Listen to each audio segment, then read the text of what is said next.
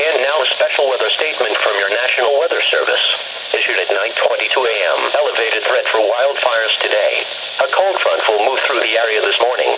Behind the front, strong westerly winds between 20 and 25 miles per hour with gusts around 35 miles per hour will develop while the relative humidity drops to the lower and middle 30s. These conditions combined with dry fuel moisture will create an enhanced threat for the spread of wildfires today across northern Virginia and southern Maryland. And now a special weather statement from your National Weather Service. Issued at 11:42 a.m. Enhanced risk of wildfire spread this afternoon.